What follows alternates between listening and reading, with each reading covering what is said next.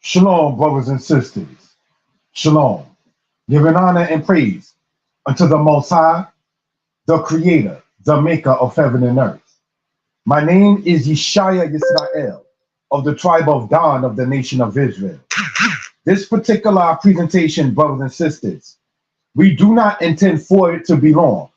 Essentially, this presentation has 22 slides. All right. And what we intend to do in this, brothers and sisters, is to go over the matter, if we will, of the life of Jeremiah, in part also with the history of Israel through Jeremiah's eyes. So what do we mean by that, brothers and sisters, for edification purposes? All right. What we mean by that, in a nutshell, if we will, is that the prophet Jeremiah lived during the time when some of the biggest kingdoms in the earth were ruling, some coming up, some coming down. Sad to say, part of the kingdoms that came down included the people of the tribe of Judah, not as a people, but as stated as a kingdom. So brothers and sisters, we ask you all to participate in this presentation. We hope and pray that everybody is well and will be better. This is brought to you from Danite Publications on the channel, Mordeh Yeshaya Torah Lessons, as well as Mordeh Yeshaya History Lessons, as well as the Facebook group, or the Facebook name, should I say, brothers and sisters, being Yeshaya Author Danites. I know that this is done maybe a little bit out of time because it was expected to be at a different time. But nonetheless, brothers and sisters, we do intend, with the blessing, hopefully from the Most High, to bring this out to the people. Shalom, my brother, Yirmiyahu Yisrael. All righty. So let us, without any further ado, pull up the PowerPoint. And brothers and sisters, if I can be heard well, and if people are in good spirits, please, we ask you to type in the number 4. If I can be heard well, and people are in good spirits, we ask you to type in the number 4. Thank you for that. Again, this is on the channels, Mordeh Yeshaya Torah Lessons, Mordeh Yeshaya History Lessons, as well as on the Facebook group, or the Facebook name, sorry, I must say, Yeshaya Author Danite. All right, so brothers and sisters, without any further ado, let us get into this. First, giving honor to the Most High. This presentation, History of Israel through Jeremiah's eyes, is presented to you all from Danite Publications. We hope and pray that you all are well and will be better. That is our sincere prayer from Danite Publications. Now, let me take a moment out. When I keep saying we, I'm talking about the people who help make the channel possible. I'm talking about the people who help encourage me in getting these presentations out. On the human level, my lady Sarai, much respect to her. The brother Yirmiyahu Yisrael, who we spoke with online and offline, if we will. And brothers and sisters, many other brothers and sisters who participate, encourage, support, endorse, and want to see a brothers, a sisters get information across to the people. Sidebar, can a woman teach in the house of Israel? There has been a discussion. Now, why do we say on the channel, Mordeh Yeshaya History Lessons, that a woman can teach in the house of Israel to anyone is this. We read Proverbs 31. Sometimes people would say that, oh, that's the woman, the mom talking to her son. But we men learn from that same mother, who's a woman. You understand? So yes, in Proverbs 31, which is a female speaking, a woman speaking, we grown men centuries later are still learning from Lemuel's mother in Proverbs 31. One of the things I believe stands out is it says her husband is known in the gates as he sits among the elders of the city. See, unlike Rehoboam, which we're going to talk about in another presentation, he decided to listen to his knucklehead friends. Whereas the wisdom that Solomon would have expounded upon would be to listen to the elders. One of the things, if I may go there and say, that I respect about my lady Sarai is when we travel, she makes herself known among the elders. I noticed that or peeped that myself. My lady sits among the elders and so forth and so on. Not to knock people in their 40s, 30s, or 20s, or in their teens, but going to the rock from which you was hewn and from the hole in which you was dug. And Isaiah chapter 51 is part of our culture. Going to, as it says, ask your fathers and they will tell you in Deuteronomy 32. So we respect our elders, brothers and sisters. So as we get older, one of the things I try to push is to get people to get their publications out. Because when we leave this earth, like Solomon left this earth, we got Proverbs. Like Sirach left this earth, we got Ecclesiasticus. You understand? Like many other of our teachers, influences and so forth have left this earth. They left us their works. So we too want to leave our works. All right? So let us continue in this. We hope and pray that you all are well and will be better. Please, we ask you to subscribe to the channel, comment, like, and share. Regarding donations, we prefer you buy a book we wrote. And when you go in the description, you will see the links to the book that my lady Sarai wrote, a poetry book, as well as the book that I am pushing and endorsing. That's to say, From Avaris to Alabama, which is a book you can get online from now to the timing of Chanukah, December 7th, for $10 on Amazon. So, brothers and sisters, again, we hope and pray everybody is well and will be better. Get your pens, your pads, your paper, take notes. We're going to pull this up right now. daynightpublications.com is the website. You can go there and check out other videos. You can go there and see the links to get to Amazon to get the books, brothers and sisters. Now, for those who care to get a book directly from me, I do not mind that. The only thing is, I ask you to understand that I deal with FedEx once it comes down to that. So let me know if that is okay and appropriate for you, and then we can make our move from that particular case. All right. Jeremiah, Yirmiyahu, that is to say the name of even one of our moderators, right? Yirmiyahu means the Lord will exalt. By Lord, we are speaking of the Most High. Jeremiah was born in the time of King Manasseh of Judah, this being in the 7th century BCE. Nabopolassar was ruling in Babylon. He was a Levite of the line of Itamar and was born in the land of Benjamin. The 40 years between 626 and 586 BCE was a large amount of history. Assyria sees its fall and Babylon sees its rise. The Egyptians were in their new kingdom, as is commonly called today, in Dynasty 26. Now, sidebar, I want to point out some of the names that you see of the people in Jeremiah are mentioned also by the Greek historian Herodotus. Did you know that? Pharaoh Hafra, also called Amasis, is mentioned in Jeremiah, also mentioned in the historian Herodotus. This is a series we intend to bring out to the people. All right. So we ask you all to subscribe to the channels, comment, like, and share. To the people who have subscribed, to the people who have bought books, to the people who have supported. It is definitely, not going to lie, needed, and it is definitely appreciated. All right. So, brothers and sisters, let us shalom, Hebrew boy. How you doing? I only say Hebrew boy because that's the name that the brother has on his page. I'm not calling a grown man a boy, just out of respect. All right. So, looking at it in that particular case, we are going to continue on in the slide, and let's move on from there. Jerusalem captured, Nebuchadnezzar. Battle of Carchemish, Necho II. Jeremiah 46, verse 2. Jerusalem captured, Jehoiakim, Zedekiah. 2 Kings chapter 24, verse 1 through 17. Now, many times we might say 586 BCE, as we did earlier. 586 BCE, as we did earlier. But Jerusalem began to sadly get captured in 598, 11 years before that, or 597, according to some accounts, brothers and sisters, depends on what month you're looking at, in that particular case. So, brothers and sisters, we want to show the history of the Israelites as far as it relates into the world. And this is part of the reason on why we go over this particular matter and so forth and so on. All right. So let us continue and show what we're talking about.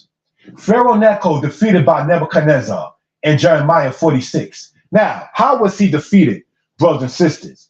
Because the book of Kings lets us know that the king of Egypt didn't come up out of his land anymore. So the territories that he had that were conquered in the land of Israel and in other lands by the Pharaoh before him, all right, called by some Psammaticus or so the second of the 26th dynasty of Egypt, we begin to see exactly what's going on with that. Let me give a case in point, because some people state that Necho of Egypt and Nebuchadnezzar never really did, quote, fight themselves. If I own Sony Records and Columbia Records and Epic Records, and Epic Records, if I own it, is in Manhattan, Sony in Brooklyn, Columbia in Queens, just using that as an example for those who know the boroughs of New York, and I live in New Jersey, and I lose Epic Records, while not even being where Epic Records is, but being the owner of it, the operator of it, that is a defeat. That is, in layman's term, an L or a loss. And that's how we can say that the Tanakh, the Old Testament, as it is erroneously called, is not lying by saying that what? Pharaoh Necho was defeated in that particular case. Now, Nineveh was destroyed. You see that in the book of Nahum, if you will. The land of Egypt destroyed by Nebuchadnezzar and left desolate for 40 years. Brothers and sisters, Egypt, as we're going to point out, was on its last leg. You understand? And it did not have the strength for it to continue in that particular case. Sidebar, Dynasty 26 is after the famous, what historians like to call today, the Nubian or Black Pharaohs of Egypt of Dynasty 25. But Necho, after that, was black, and Ramses before that was black. See, what happens is this. Because, brothers and sisters, the Egyptians, like the Hebrews, the people of Kemet, the people of Sematawi, like the Kabiru or the Hebrews, were conquered by the Europeans. So they can show Yul Brynner or Russian as Ramses in a movie. They can show, you understand, who played Moses in that movie, The Ten Commandments? Charleston Heston. You can show that in there, but yet when they showed the Nubians, they had to show people of color because Ethiopia or Nubia was not conquered like the children of Israel were by the European and like the Egyptians were by the European. So these are things we just want to point out for reference purposes. All right, so when you look right here, brothers and sisters, we're going to show, if we will, with the time allotted, all right, with the laser pointer, Assyria, Nineveh, Haran. We spoke about Haran in a presentation called So We Are African but Not Israelites. That was on the channel Mora Yeshaya History Lessons. Subscribe to the channel. You'll be able to see that, if you will. Babylon, Babylonia, Elam, Medes. Medes come from Japheth. Elam come from Shem. There was a Medo-Persian empire that came up after the timing of Jeremiah, which was coinciding with the timing of Ezra and Nehemiah. So just want to point that out, brothers and sisters, in this case. Now let's look at this here and show a correlation, if we will, with the time allotted. And let's look at the pen, Memphis, right, that you see there in Jerusalem. How does that apply in part? Sorry about that, family. How does that apply in part to what we're talking about in this particular case? Is this, all right? My phone fell real quick. Just want to go over back this here. Thank you for that. How does that apply in part with this here is this. Jeremiah chapter 2 is where it says that the people of Noph and Tahpanhes feed upon the head or the crown of Judah. Noph is Memphis. N-O-P-H in the Bible is Menopher in Egyptian and Memphis in Greek. So we can see its importance by the time Jeremiah comes along on how the Egyptians had a kind of sovereign place over where the Israelites was at. So in Jeremiah 2, when it said the people of Noph and Tahpanhes, which is Memphis, and Daphne of the Greeks in the land of Egypt, right? For those who care to look those names up. We can see why that correlation is there in that particular case. All right. So, if there's any questions or comments concerning this, please feel free to type it into the chat. Any questions or comments concerning this, please again feel free to type it into the chat. Let's go on, family, with the time allotted. Lands of significance in Jeremiah's time: Megiddo in the land of Issachar, Jerusalem in the land of Benjamin. Did you know that? Did you know that Jerusalem is not in Judah? Why you think in the Bible you might see in the land of Judah and in the streets of Jerusalem mentioned periodically? Jerusalem geographically is not in the land of Judah. It's in the land of Benjamin. So now taking it back to what, say, the prophet Moses said about Benjamin, he sits between the two folds, Judah and Ephraim. We want to point out that David's capital, Jerusalem, was in the land of Benjamin or Benjamin. Anatot in the land of Benjamin. Dan, which was a land in northern Israel. Lachish, which is in Judah. The city of Ai, or Ai, according to some, in the land of Benjamin. Bethlehem in the land of Judah. And Carchemish in Turkey. Now let's go back here, brothers and sisters. Carchemish, brothers and sisters, we see right here, being circled on the top, on the left, on the right-hand side, sorry. Right? Carchemish is where those nations in southern Turkey met to fight. To have a fight, that is. Right? Where they meant to fight at. Brothers and sisters, Turkey is a major place for the lands between what we call today Asia, Africa, and Europe. When me and my lady went into Egypt, we had to stop in Turkey because that's where the major place to meet, to go to those different places when traveling a certain distance. All right? I'm going to ask everyone who is in the chat if you can hear me well. And if you are in good spirits, please type in 4. The reason why I asked that is because my microphone part fell. Sorry about that. In that particular case. So I need to know, because I can't hear me the way it's presented. So I need to know from the family online, immediate and or extended, if you can hear me well. And when I say immediate or extended up to my family, if you can hear me well and you're in good spirits, please type in the number 4. All right. Thank you for that. Thank you for that, my brother Yirmiyahu. Let's continue in this particular case. How hath the Lord covered with the cloud the daughter of Zion in his anger? He hath cast down from heaven unto the earth the beauty of Israel, and hath not remembered his footstool in the day of his anger. Yah hath swallowed up unsparingly all the inhabitants of Jacob. He hath thrown down in his wrath the strongholds of the daughters of Judah. He hath brought down them to the ground. He hath profaned the kingdom and the princes thereof.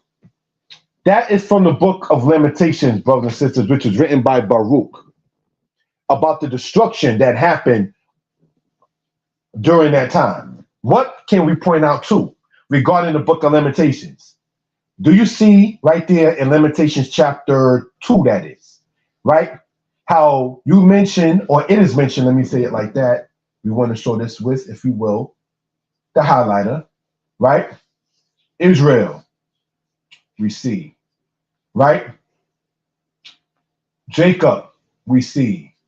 Judah, we see. Zion, we see. So let's look at this and show it with the pen and why we talk about it in that case.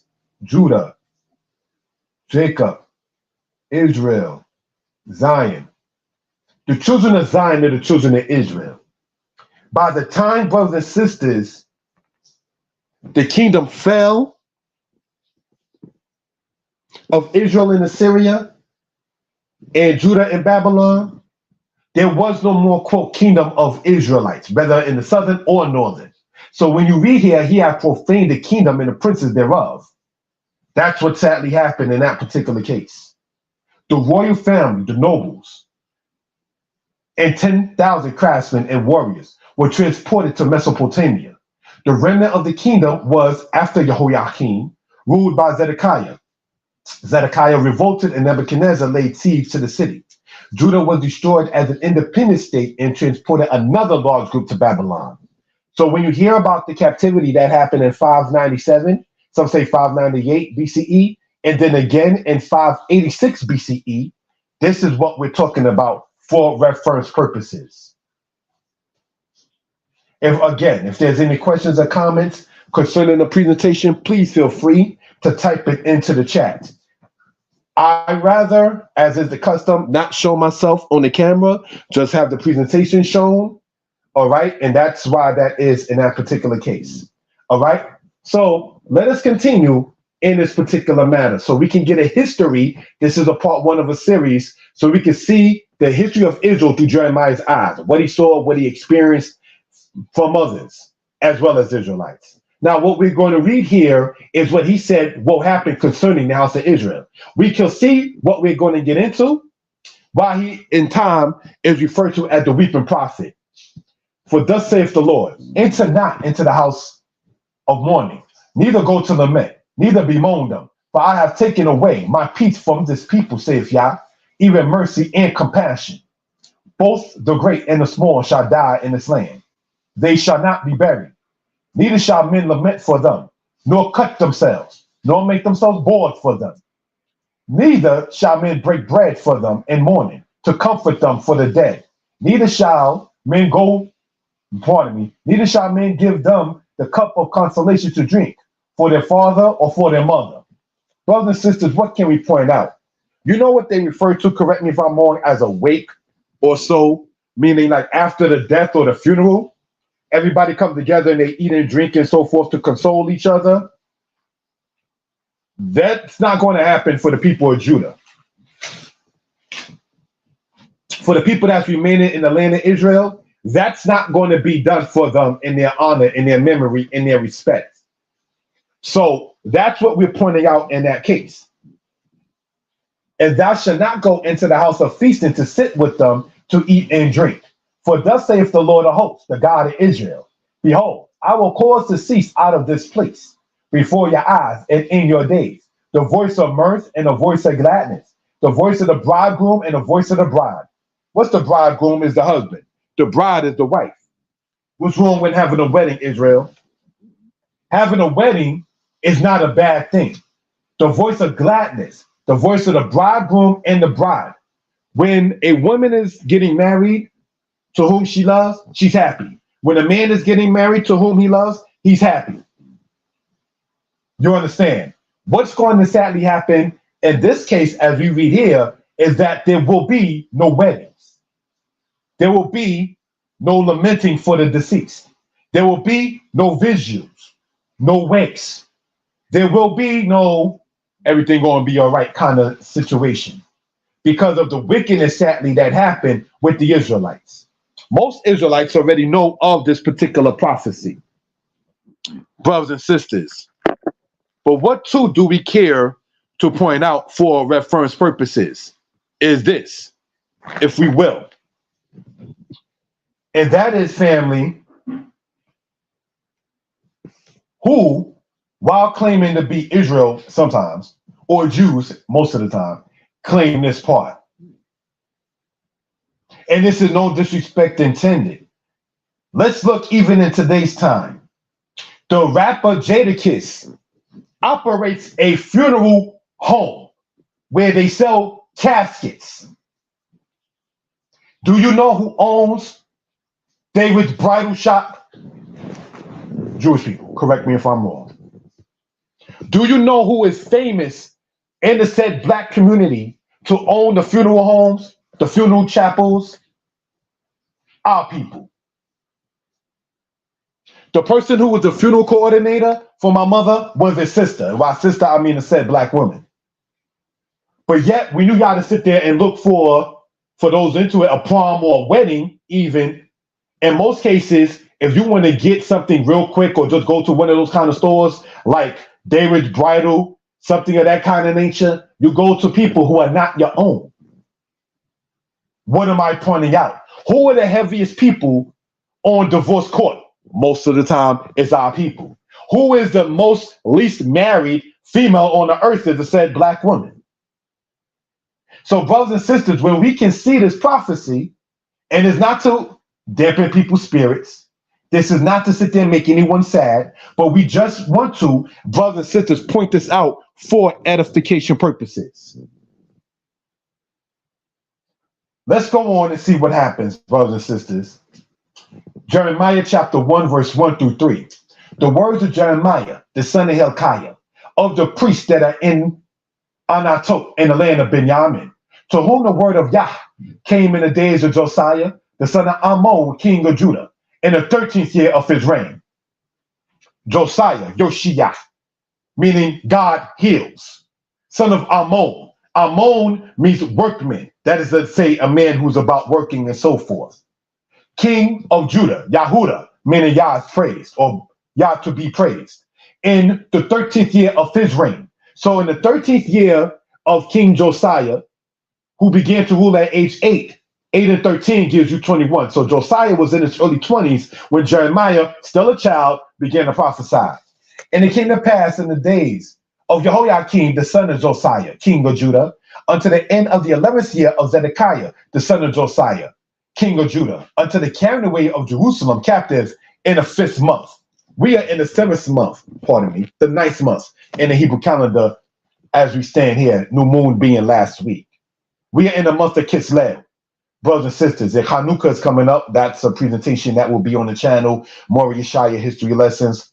Tune in to that, if you will. We want to go over briefly a genealogy of this in manner. Josiah, Jehoiakaz, son of Josiah. Jehoiakim, son of Josiah. Jehoiakim, son of Jehoiakim. So Jehoiakim is the grandson of Josiah, and Zedekiah, the son of Josiah. One good thing to point out, though most of the kings of Judah were not righteous, is that all the kings of Judah were from Judah. Excuse me. There was no foreigner sitting on the throne of Judah, brothers and sisters. So that's something we care to point out. Of the kings of Judah, correct me if I'm wrong, out of 26 were known to be righteous. That means the majority were known to be unrighteous. All the kings you see there on the right-hand side, besides Josiah, were wicked. Next slide, please. Notes and connection in history, if we will. The northern kingdom of Israel, falling to the Assyrians in the 8th century BCE, was before the timing of Jeremiah. Hezekiah was king after Ahaz. Ahaz was ruler when the northern kingdom of Israel fell. Jeremiah mentioned Micah the prophet and King Hezekiah. Jeremiah chapter 26 says this. Micah the Morashite prophesied in the days of Hezekiah, king of Judah. Stop there. Israel didn't forget their history. Jeremiah and Hezekiah did not live in the same time frame. The elders that you see that are mentioned in Jeremiah 26 lived in the time frame of Jeremiah, speaking about something that happened decades before that. Don't forget your history. That's the point I wanted to point out in this particular case, if we will. Let's continue, family. Saying, thus saith the Lord of hosts, Zion shall be plowed as a field, and Jerusalem shall become heaps, and the mountain of the house as the high place of a forest. As the high places of a forest, sorry. Did Hezekiah, king of Judah, and all Judah put him to death at all? Did he not fear Yah and entreat the favor of Yah? And Yah repented him of the evil which he had pronounced concerning them? Thus we might procure great evil against our own souls. What are we talking about? Did you know they want to kill Jeremiah for his prophecies? What I'm going to say is in no dishonor to anyone. But I remember being told, right, that two children spoke with each other. And one child said to the other, being relatives, Santa is not real. I saw mommy and daddy with the presents, wrapping them up and putting them by the tree. The person who heard that, they both being under the age of 10 at the time, was upset with the relative for saying that kind of matter. You got this and I got this. And when they opened up the gifts the next day and saw, oh, my sibling was right. The other sibling who was told that Santa was not real, both of them being younger than 10, was upset. because this sibling was told the truth. Ain't that Israel? Israel being told the truth, and now you're upset with the person who told you the truth. The difference, what I just stated, is that the people I talked about were younger than 10. The people we read here were grown men and women. And sometimes, whether our immediate or extended families, when you bring this truth, sometimes they don't like you for it. Yes, there's a way to bring it, brothers and sisters. You don't want to turn someone off. You don't want to be, well, I ain't going to apologize for speaking the truth. That's not the spirit to have. Because our people have been indoctrinated for so long, you have to perhaps come with kid gloves. You can't do you when speaking of this truth. You got to speak the word of Yah like Micah the Morishite did. Like Amos of Tekoa did. Like Jeremiah of Anatot did, brothers and sisters. So when we know ourselves as to be the house of Israel, not saying we are prophets, but if we are speaking this great truth, you got to know how to present it. Let's continue, family. All right, thank you all for the time. Jeremiah began to prophesy when he was a child, and as noted, he saw the fall of Jerusalem by the Babylonians. When Jerusalem fell, he was brought to Egypt, where he was until his death. During this time, Huldah the prophetess spoke to the men of Josiah. During the time of Josiah, he, in doing reforms in Israel, expanded as far as the Red Sea. Josiah was responsible for putting down idolatry in Judah. Josiah was responsible for ridding Judah of the perverts as well. Jehoiakim, son of Josiah, was taken captive by the Egyptians. What do I mean by the perverts? J.L. King wrote a book called On the Low, The Life of quote unquote straight black men who sleep with men. Yeah, that was in ancient days, sadly, as well. Uncle such and such isn't truly Uncle such and such. He put down the perverts in that particular case. You understand? So these are things, brothers and sisters, we care to point out for reference purposes. Time Life Books sold archaeology about what happened in the timing of Josiah in 2 Kings 23, when it says they put down the images of the horses that the people did worship and so forth. These channels that we present these kind of things on is something we hope that people will respect, understand, have any questions about. You can see my number across the screen, 908-587-4841. Let's continue with the time allotted, brothers and sisters. Again, this was supposed to be expected to be at 9:30 because of family situations. Nothing bad. We doing it a little bit early, brothers and sisters, for family time and so forth. The Silver Scroll, Birkat Kohanim 22. What do we see, brothers and sisters? This is dated to the timing of Josiah. We see here the YHWH. YHWH, or Yod-Heh-Wah-Heh, also mentioned, shown here in the Hebrew, and what is referred to as the Silver Scrolls. This again is dated to the timing of Josiah.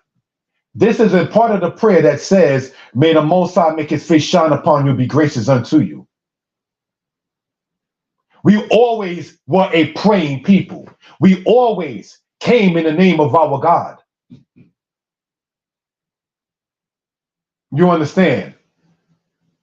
So these are things we care to point out for reference purposes.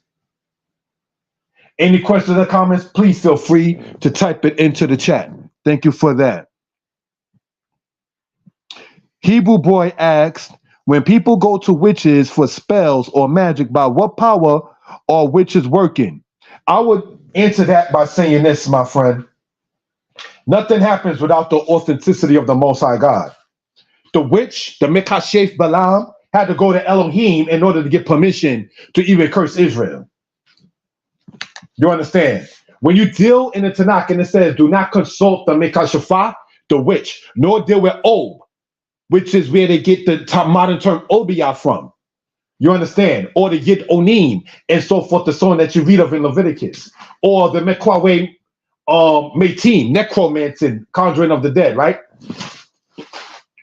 Torah does not say that those things do not exist. It's just saying you, Israel, ain't supposed to go and delve into that. Murder exists, but that's not for us to do. Stealing exists, but that's not for us to do. You understand? So these are things we care to point out. When me and my lady saw the movie, The Exorcist, I pointed out, brothers and sisters, as my lady pointed out to me before then, that the lady was citing the Old Testament. And what she was doing, not being a witch, and getting, quote, the said demon out, if you will, to get said, quote, the spirit out the person, if you will, definitely was doing things of the said Old Testament. Take this hyssop and pour it toward the east. Those who have understanding know what that's about and what is being spoken upon. Everybody else who's talking about JC this, no knock on any brother or sister who's messianic, that didn't work. You understand? So brothers and sisters, as we can see right here, correct me if I'm wrong, you're not going to find any ancient record where Israel is given an appellation to another god outside of what they call Molech, Asherah, or Baal. And the Tanakh speaks against those kind of things. But you know what's something to point out too, not to be long-winded with the timing allotted, if we will, and that's this. Asherah, Molech, Baal, Mazda, Melkart, Marduk, Ma'at, Sekhmet, none of these gods or goddesses of these other nations ever spoke of Yah.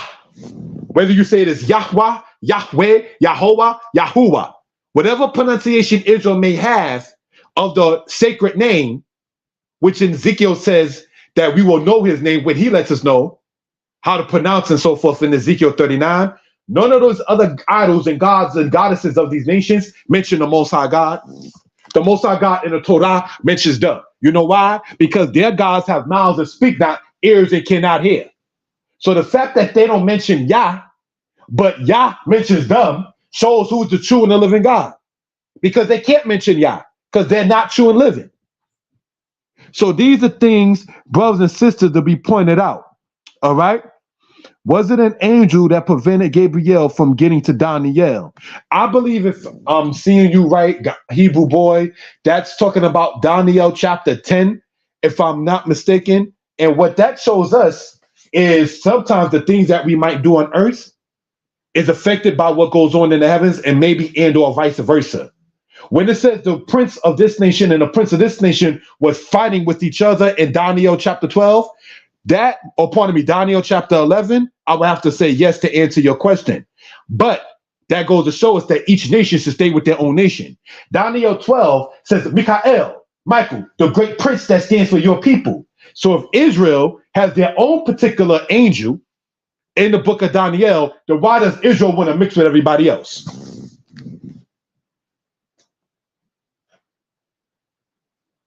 I'll wait. Next part, please. Now, what we're seeing here is something during landscape, maybe in modern times, if you will, where Josiah and Jehoiakim, kings of Judah, were. Just want to show that in that particular case. All right. Now, what we're seeing right here in archaeology is referred to as the Mesad Hashab Yahu. Right. And what this is talking about, brothers and sisters, is saying one who is a harvest. Your servant harvested and measured and stored up always before the Sabbath. So don't say that Israel didn't have a prep day, brothers and sisters. The difference is, no disrespect to brothers and sisters today, is back then they communicated outside of just Shabbat like some brothers and sisters in camps do. Oh, I ain't busy. I can never say Shalom until Shabbat. Wow. We see in archaeology right here that Israel's talking back and forth with each other, if we will, before the Shabbat. We got to get it together, brothers and sisters. We got to prevent that curse, that plague that Jeremiah talks about, and we can do it. We need the voice of the bride and the bridegroom to come back. Zechariah talks about boys and girls playing, brothers and sisters. We need to bring that kind of thing back. I remember going outside to play, being 8, 9, 10 years old. When you look at children these days, they don't generally go outside like my generation did in the late 80s, early 90s. You don't see them in the park as much like that. We have to bring that kind of spirit back of happiness, if we will. All right. So we are on the channels, Mordeh Yeshaya Torah lessons, Mordeh Yeshaya history lessons, and the Facebook page, Yeshaya Orthodanite. All right. Thank you all for that. Let's continue with the time allotted. Jehoiakim, the grandson of Josiah, was the son and successor of Jehoiakim. He was, before age of 20, was taken captive along with his relatives to Babylon. 2 Kings 24, when you care to read it in your own time. The king after Jehoiakim was Zedekiah.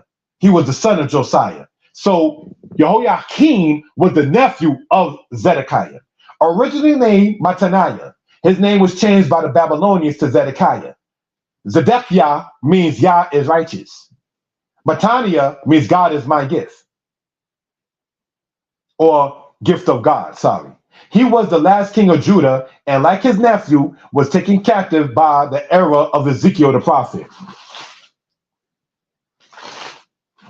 Jeremiah and Ezekiel were contemporary prophets. So when we read that the Most High raised your sons up for prophets, we see what that's about. When we see that the Most High raised your sons up for Nazarites, we see what that's about. There's a certain thing that was happening in Israel that even Israelites in camps, namely, I'm going to say myself, have to get back into. It's not good as an Israelite, not telling no one what they must do, that you only fast when the Most High commanded it in Leviticus. Where we know that there were other fasts that Israel had. Your body needs that rest, like you need that rest. You understand? When it says, and there's some health tips that me and my lady was talking about earlier, right? Olives are good for your skin and your hair. Deuteronomy 28 verse 41 says that your olives shall drop off and you shall not anoint yourself with it. So we were known for using the juice or the blood of olives upon our bodies for health. The princes of Israel, the warriors of Israel, the people that the king of Babylon wanted to take, they didn't have, and I'm not the healthiest, I'm a little fat. They didn't have a gut belly. If they wore a belt, their stomach didn't hang over their waist like mine does. No offense to self. In the Atlantic slave trade, they preferred to take from 18 to 25 because they say that's the strongest. From age in the Israelite culture, age 20 and upward is when you go to war, when you're eligible for such. And as a priesthood, you start to train at 25, you officiate at 30, and you end at 50. Unlike this society, 65, you can retire. You know what? Hey, we got you. You can only get your full pension when you retire at 72 because perhaps they hope you drop dead and can't get your pension. This society, like Babylon, is wicked. So when you hear brothers from the Caribbean or brothers from the United States talking about burn, Babylon burn, there's a spirit or why that might just be said. Let's continue, brothers and sisters. What you see there, we pointed out before, is a matter of Jehoiakim mentioned in the Berlin Museum by the Babylonians. The Arad Ashtakah, if we will, looking at this, dating to the time of Zedekiah.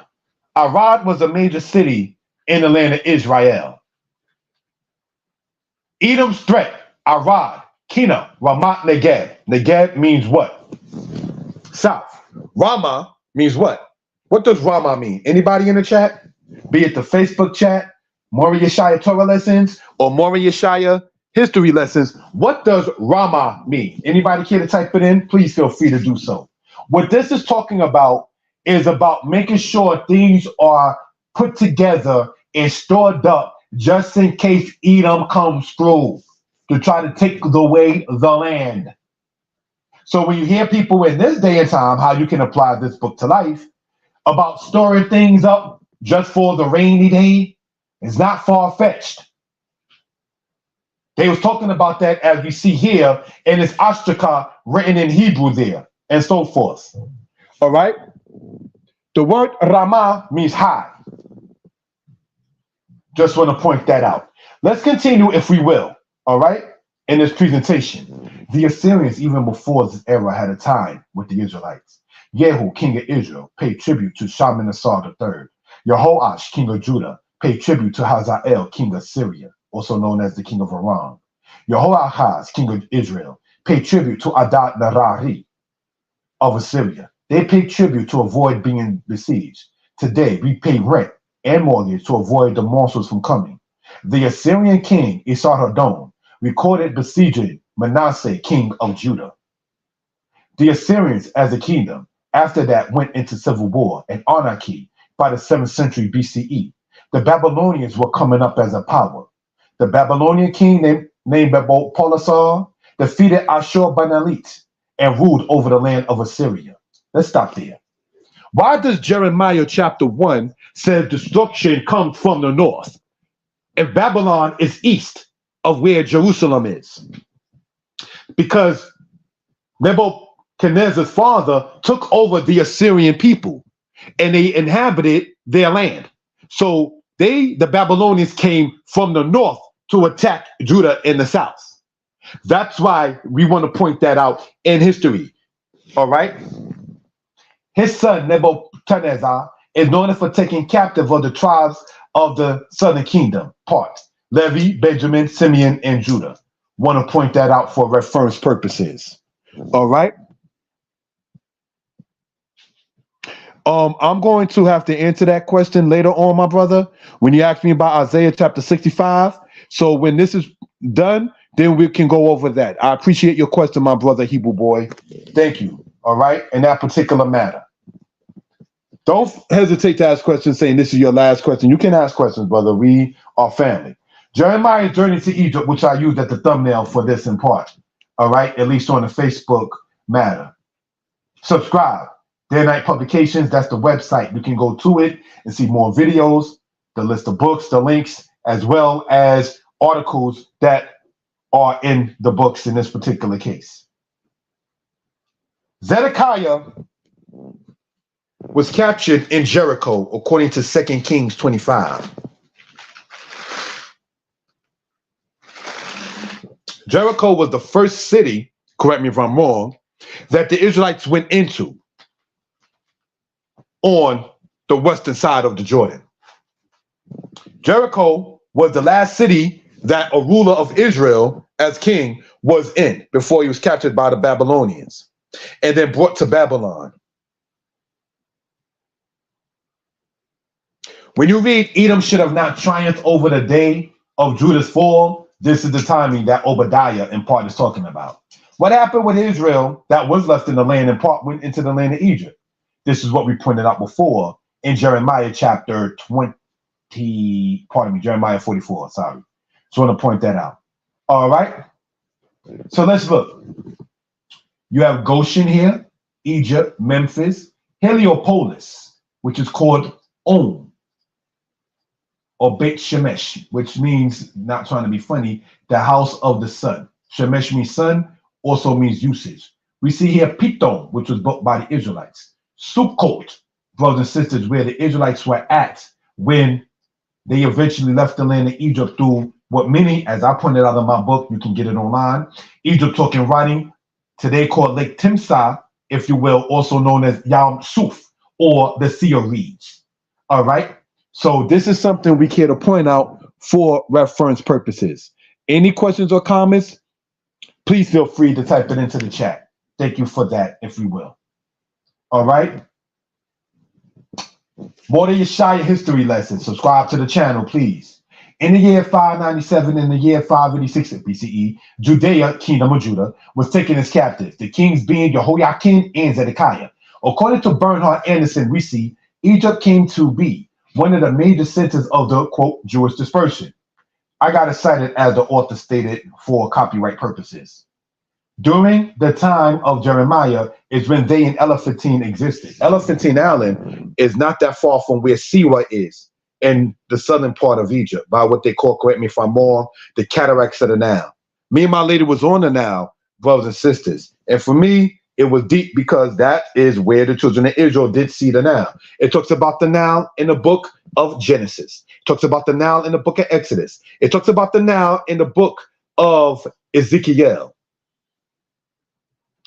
So no geography, Israel, while we talk about our book. It's not something to be far-fetched. I may understand, brothers, since I'm like, oh, you try to be going left and right, just stay in the book in Israel. Israel, we want to show, is not just Israel. What I mean by that is Israel extended as a people. And the Tanakh, the scriptures talk about it. So while we talk about stay in the book and teach the book, as some brothers and sisters do state, I don't mind constructive criticism. But a brother is attempting, thank the Most High, to, quote, teach the book. That's why I cite the book. And that's just, some of the things as far in that particular case with the timing allotted. Thank you for that, if you will. That's Elephantine Island, where Israelites were during the time of the Persian Empire, as we spoke about in several cases. What are we looking at here? Babylonian king Merodach-Baladan. You see him mentioned in the book of Jeremiah. These are things that we try to care to point out, that this is not just a myth. We want to bring it into what we're talking about. To understand some of the history presented in context, let us understand that Tiglath-Pileser was known as Pulu in Babylon, and his successor, Shalmaneser V, was known as Ululai in Babylon. Pulu defeated Nabu-Uddin. The Assyrians, too, were defeated by the Chaldeans, the Beit Yakin, when they joined forces with the Persians. See how, when you read in your own time in Jeremiah 25, you see all of these people mentioned, Persia, Elam. You see the Medes mentioned. You see Israel mentioned. You see Babylon and Assyria mentioned. So let's understand what was going on in that time frame. If you were to bring it in today's term, Israelite camps, when Ronald Reagan came president in the 80s, some Israelites was like, oh my gosh, what's going to happen? Pharaoh has come back. That was what some of the Israelites in camps were saying in the early 80s when Ronald Reagan, with Reaganomics came in that particular case. What, to my knowledge, was Israelites saying when Nixon was in office in the 70s? This guy's a creep. That's what some things were stated by Israelites in that time frame. So there's nothing wrong with knowing about a society and the rulers in a said particular matter and in a said particular case. Sidebar. Did you know that the mayor, David Dinkins, may he rest in peace, went to an Israelite congregation in 1991 that is still in Brooklyn called Beit Shalom? David Dinkins, the mayor, went to an Israelite congregation in the early 1990s. And like you might see in the Hollywood movie Coming to America with all of them on the motorcycles, that's how they brought the mayor of New York City to an Israelite congregation back in 1991. So there's nothing wrong knowing certain kinds of matters in this particular case. Let's continue, if we will, brothers and sisters, and close out. Babylon was then ruled by Bel-Edni, who with Meshib-Zi-Marduk rebelled against Assyria. Sennacherib, however, defeated them. Sennacherib set up Ashur-na-din-Shumi as ruler of Babylon. Sennacherib was killed by his sons. This is recorded in the Tanakh and secular history. Esarhaddon was ruler in both Assyria and Babylon, but he in time set up his son Ashurbanipal as ruler in Assyria and Shamash-Shmushkin as king in Babylon. Sidebar, I want to say this. What I'm reading comes from the notes in my book, Egypt Talking Writing. You can get it online. My sister, much respect to her, was one of the people who did peer review, for the lack of a better term, for my book. And she said, not to be haughty or nothing, that your book is fire, your book is good, your book is nice. It made me go study and look up and fact check some of these names that you're talking about. Because my sister, and I say this in no disrespect, stated that what she knew about Egypt was like the video Michael Jackson, may he rest in peace, and Eddie Murphy was in called Remember the Time. That was her definition of Egypt until she read the book a brother wrote. Why do I say that? Not to toot my own horn. Get your books out. You don't know how it can influence. See that book there on the side? From Babylon to Timbuktu? Is the reason why I got the understanding to name the book From Assyria to America, From Avaris to Alabama. I got that copy in the style from, may God bless his life to continue. He still is among us, the elder Root of Windsor. Much respect to him. One of the first pioneers in Israel to come out with a book. You understand? See, we don't do necromancy. We don't conjure up the dead, you know? We don't chill by the cemeteries and look through the vaults and open up the doors and try to see who's there on the other side. We don't do that. We leave things on record for our children when we're no longer here, and our children's children when we're no longer here. We don't disturb our ancestors like Saul did to Samuel. Why did you disquiet me? Is the first thing Samuel said when he was being risen up from wherever he was resting at. Because the witch of Endor and where Samuel was buried is two different cities. Where was Samuel coming from? Conscious community, stop raising up the dead. Let them rest in peace. All right? Harriet Tubman died with pneumonia. Stop resurrecting her spirit. She cannot be happy coming back. So let's continue in this, brothers and sisters, for edification purposes. All right? Nineveh was attacked in 612 BCE. Babylon was coming up as an empire at this time, and Shinshar-Rishkun was killed in battle. Nebuchadnezzar defeated Necho in battle, as we pointed out earlier. Necho was king over Egypt. Babylon also defeated the people of Tyre. In time, Babylon lost to Persians. We appreciate the fact you joined us. Shalom. Giving honor to the Most High. This presentation was brought to you from Danite Publications. We appreciate the support, the shares, the likes, the comments, and the constructive criticism. We hope you all are well and will be better. The presentation here, Israelite History in the Eyes of Jeremiah, is part one of a series in which will be continued.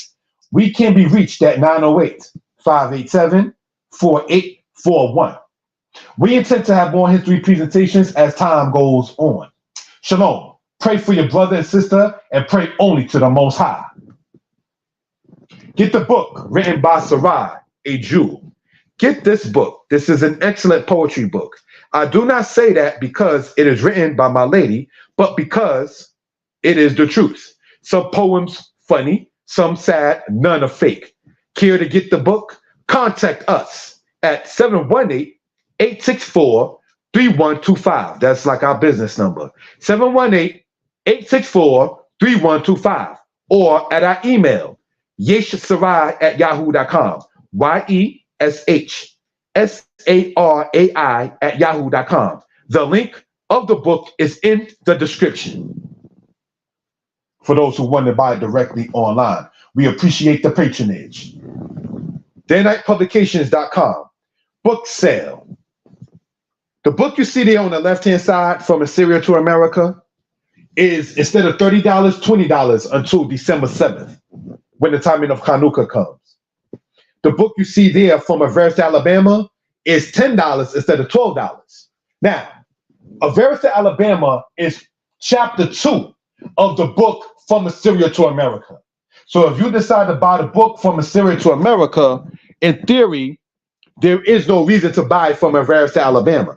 If you just want a book that's a shorter volume of the other, one of the biggest chapters in the book condensed to one book, we ask you to patronize by buying a book From Avaris to Alabama. We do not ask for donations through Cash App or through Zelle. We ask you to buy the books that my lady wrote. We ask you to buy the books that I wrote. So that way, for your hard-earned money, you can actually see something in your hand, as opposed to just saying, send us a donation. Thank you. We rather give something to the people. It's a give and take kind of matter, brothers and sisters. And we appreciate the patronage for the people who have done so, if we will. All right? So brothers and sisters, we hope and pray that everybody is well and will be better. We are going to, in this particular case, complete this presentation with the timing allotted. Thank you all for the time, and so forth and so on. The brother asked about Isaiah chapter 65, verse 20. And we're going to read it. I don't want to make the man feel or anyone else feel slighted. All right? In this, I appreciate the presentation, comments, and so forth. Those who care to join on with a brother and doing the presentation, you got my number, 908-587-4841. I can send a link straight through StreamYard, and we can sit there and teach together, bring this out to the people together. But let's read this. In Isaiah 65, verse 20, it says this. Thank you for that, my brother. There shall be no famine thence. And if, pardon me, let me read this carefully. There shall be no more thence an infant of days, nor an old man that has not filled his days. For the child shall die 100 years old, but the sinner, being 100 years old, shall be accursed. My teacher used to teach that. What is that saying? In the future, if you die at 100, you curse, baby. Some of us are happy to sit there and see 50, 60, 70, 80. What Isaiah chapter 65 is saying, in the future,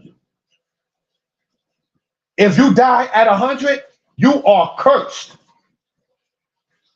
So these are things, brothers and sisters, we care, we care to bring out for reference purposes, if we will. Thank you for even asking that question. All right, hopefully the answer was satisfactory. Giving honor and praise. Giving honor, thanks, and praise unto the Most High, the Creator, the Maker of heaven and earth. This presentation is now concluded. Subscribe to the channel, comment, like, and share. To those who have done so, we appreciate it, and we definitely hope that everybody is well and will be better. Stay tuned. We're going to create a will and have more presentations. Jeremiah, called History of Israel Through Jeremiah's Eyes. This is a series. We also intend to have December 6th, the day before Hanukkah, a thorough and concise, creative willing, to the best of one's ability, history of what Hanukkah is about. Quickly to say, it's not about giving gifts, because we should always give gifts, verbal and or otherwise. Some people have made Hanukkah or Hanukkah a kind of Xmas or quote-unquote Christmas kind of spirit. We're giving gifts and things of that nature. Hanukkah was a bloody time. And Hanukkah, if anything, was more about giving than receiving, because they was rededicating the temple after the people of the Seleucids trampled the temple and took the things up out of it. So Hanukkah, if anything, is more of a giving time than say, what can you do for me? More so than what can I do for someone else? Now, let's say spiritually, maybe physically too. If your body is your temple, why not treat it nice? Solomon said the wicked is cruel to their flesh. Why are you eating things that's garbage? But yet you make sure you get unleaded gas for your car. I don't have a car or drive, but I know this for my friends who make sure my rims are spinning. My car is flying. And there's no disrespect intended to the people who I know who quote carry, and you know what I mean by that. They make sure they polish the base of it and make sure that it's clean and so forth. Wow. People who have their own apartments, their own rooms, their own houses, they make sure it's clean and put the best things of quality in that. The ancient menorah, real quick, I want to say, had not wax that can burn and fall, but oil that stays lit. Why do we give ourselves garbage when we know good and well the things that we treat material, such as cars and houses, and for those into weapons, their burners, make sure it's polished and everything like that. Make sure you get the best gas for your car. Make sure there's that bootleg, that best be real. You are standing on the Coliseum block, sister, asking the bootlegger if the jacket is real. No, it's not. But you want the real. So why do we not sit there and treat ourselves real? Bitter herbs is required on Passover. Take your herbs, brothers and sisters. It can do nothing but help. Giving honor and praise unto the Most High, Creator, Maker of heaven and earth. I try not to go over an hour in presentation. I thank you all for joining Day and Night Publication. Subscribe to the channel. Comment, like, and share. Be blessed. Pray for me, only to the Most High. Pray for each other as we pray for each other. Shalom Lakim. Hopefully everybody is well and will be better.